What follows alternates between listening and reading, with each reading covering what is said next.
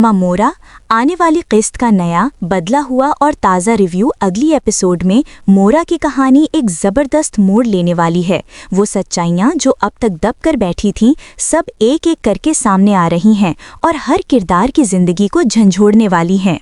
सितारा, आरमीन बेगम। खेल उल्टा पड़ गया। किस्त की शुरुआत एक बड़ी गिरफ्तारी से होती है। पुलिस उस शख्स को पकड़ लेती है जिसने गोदाम में आग लगाई थी। शुरू में वो इनकार करता है, लेकिन जैसे ही पुलिस सख्ती करती है वो घबराकर सब सच बोल देता है। ये काम आरमीन बेगम के कहने पर किया था। पैसे भी उन्होंने दिए और धमकियां भी वही देती थीं। ये एतराफ़ पुलिस के लिए सबसे बड़ा सबूत बन जाता है। फौरन पुलिस टीम आरमीन के घर पहुंचती है।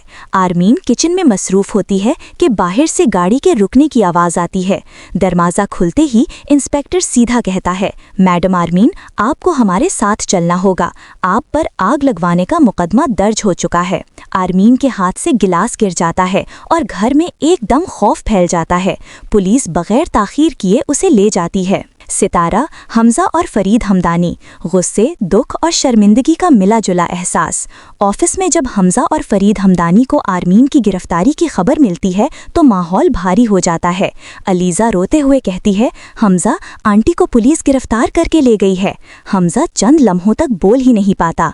फरीद हमदानी तेज़ी से उठकर कहते हैं, चलो अभी स्टेशन चलते हैं। स्टेशन में ऑफिसर साफ बता देता है, गोदाम का वाकया इत्तेफाक नहीं था, इसमें आरमीन साहिबा मुलव्विस हैं। हमारे पास सबूत भी मौजूद हैं। फरीद हमदानी शर्मिंदगी से नजरें झुका लेते हैं। घर लौटने पर सबकी खामोशी घर को जैसे पत्थर बना देती है। सिकंदर की कहानी खत्म, नया मोड़।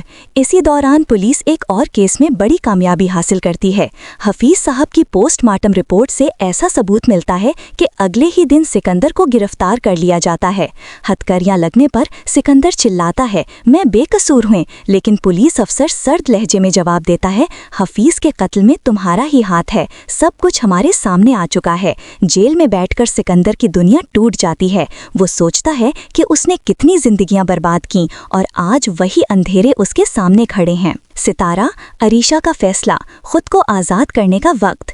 इसी वक्त जेल में अरीशा अपने वकील के साथ दाखिल होती है। हाथ में तलाक के कागज़ थामे वो मजबूत लहजे में कहती है, मैं तुमसे तलाक चाहती हूँ, ये साइन कर दो। सिकंदर का हाथ कांपने लगता है, मगर वो बगैर बहस किए कागजात पर दस्तखत कर देता है। सितारा, अलीज़ा का इंकिशाफ, अनुषा का इंसाफ। सिकंदर हैरान होता है जब अलीज़ा उसके सामने आकर कहती है, आज मैंने अपनी बहन अनुषा का बदला ले लिया है, मैं वही उसकी बहन हूँ। सिकंदर का चेहरा बैठ जाता है, वो एक भी लफ्ज़ नहीं बोल पाता। सितारा, आरमीन बेगम, पछतावे का दरिया। जेल में आरमीन बेगम का लहजा बदल जाता है। वो अलीज़ा से हाथ जोड़कर कहती हैं, मैं गलत थी, मुझे माफ़ कर दो। अलीज़ा नरमी से जवाब देती है, तुम्हारी ज़मानत हो रही है, घर जाकर खुद को बदलने की कोशिश करो। घर पहुंचने पर फरीद हमदानी का गुस्सा फूट पड़ता है, तुमने अपने ही घर और कारोबार को आग लगा दी, तुम्हें शर्म आनी चाहिए। आरमीन आंसू बहाती हुई कमरे में चली जाती है। सितारा, निम्रा और दाइम, घर में खुशियों की वापसी। अगले दिन निम्रा के रिश्ते की बात होती है। दाइम अपने वालिद के साथ आता है, माहौल पुरसुकून हो जाता है। हमजा और फरीद हमदानी को दाइम बहुत पसंद आता है और रिश्ता तय कर दिया जाता है। कुछ वक्त बाद निम्रा और दाइम की शादी होती है। घर रोशनियों से जगमगा उठता है, सबके चेहरों पर खुशी लौट आती है। दोनों एक दूसरे का हाथ थामकर नई जिंदगी की शुरुआत करते हैं।